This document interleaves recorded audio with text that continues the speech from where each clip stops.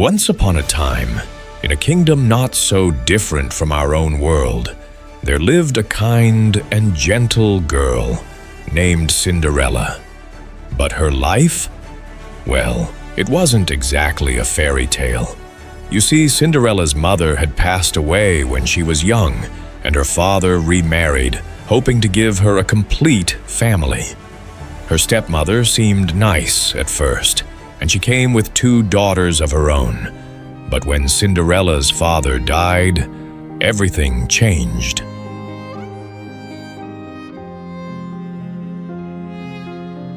Her stepmother's true colors showed.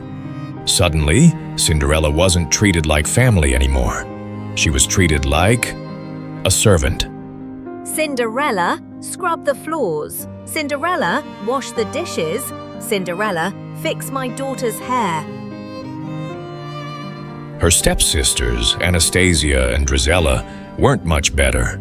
They mocked her torn dress, her messy hair, and the cinders and ash that covered her clothes from cleaning the fireplace. That's actually how she got her nickname, Cinderella, covered in cinders. She never lost her kindness. Despite everything, she sang while she worked. She befriended the mice and birds around the house, and she held on to her dreams. Every night, she'd look out her tiny attic window at the stars and whisper, "Someday, things will be different." And you know what? She was right. One day, everything changed. A royal messenger arrived at every house in the kingdom with a very special invitation. By order of His Majesty the King, you are cordially invited to a royal ball at the palace, where the prince will choose a bride. The stepsisters went absolutely wild. He'll choose me. I'm much prettier. They immediately started planning their outfits, doing their hair, and practicing their curtsies. And Cinderella? She dared to ask. May I go too? Her stepmother just laughed. You? To the ball? Look at yourself. You have nothing to wear and far too much work to do. Now, help your sisters get ready. Cinderella's heart sank, but she helped them anyway. She styled their hair, pressed their gowns, and even helped them into the carriage. As she watched them leave, a tear rolled down her cheek. And that's when the magic happened. A gentle voice spoke behind her. What's not fair, my dear? Cinderella turned to find a kind elderly woman with a mysterious sparkle in her eyes. Who are you? I'm your fairy godmother, darling, and you shall go to the ball. But how? I have nothing to wear, no way to get there. That's where I come in. Now, let's see. First, we need a pumpkin. With a wave of her wand, the fairy godmother transformed a pumpkin into a magnificent golden carriage. The mice became proud horses, and a rat became a distinguished coachman. Then she turned to Cinderella and waved her wand. In a shower of sparkles, Cinderella's torn dress transformed into the most beautiful gown she'd ever seen, shimmering and silver like starlight itself. And on her feet, perfect glass slippers that seemed to be made from crystal moonbeams. It's beautiful.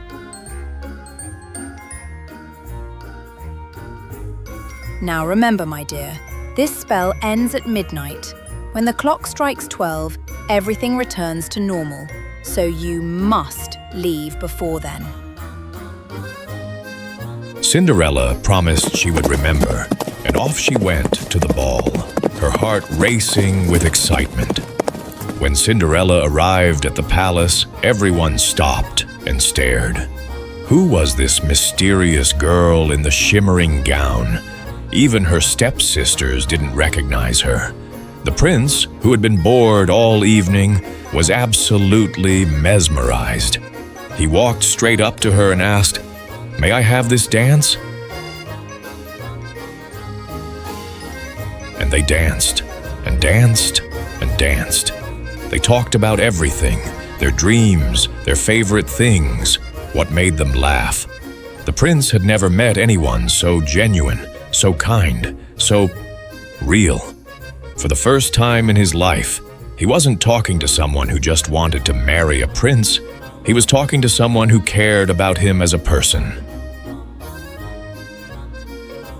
I don't even know your name. Does it matter? Right now, we're just us. Hours flew by like minutes. Cinderella was so happy, so caught up in the magic of the moment, that she forgot all about the time.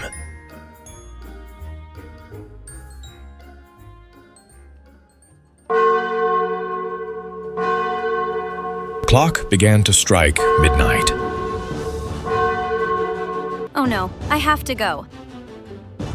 She pulled away from the prince and ran down the palace steps, her dress already beginning to shimmer and fade. The prince chased after her. Wait, please! I don't even know your name! In her hurry, one of Cinderella's glass slippers fell off. She didn't have time to stop. She just kept running.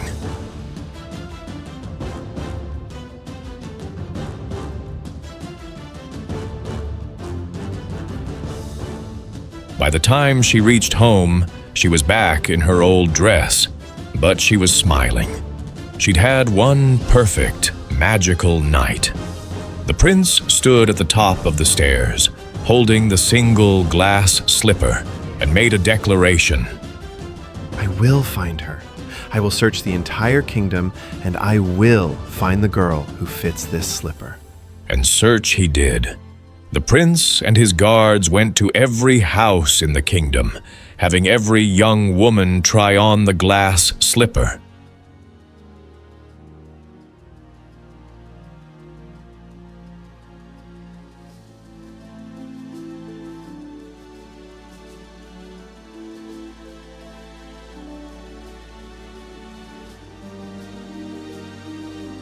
When they arrived at Cinderella's house, her stepsisters tried to squeeze their feet into the slipper. One tried to stuff her toes in, the other tried to force her heel down, but it was no use. The slipper didn't fit either of them. Are there any other young women in this house? No, no one else. But then a voice came from upstairs. Wait, there's me. Cinderella appeared, and her stepmother tried to block her, but the prince insisted. Everyone gets to try. When Cinderella sat down and the slipper slid onto her foot perfectly, it was like the whole world held its breath.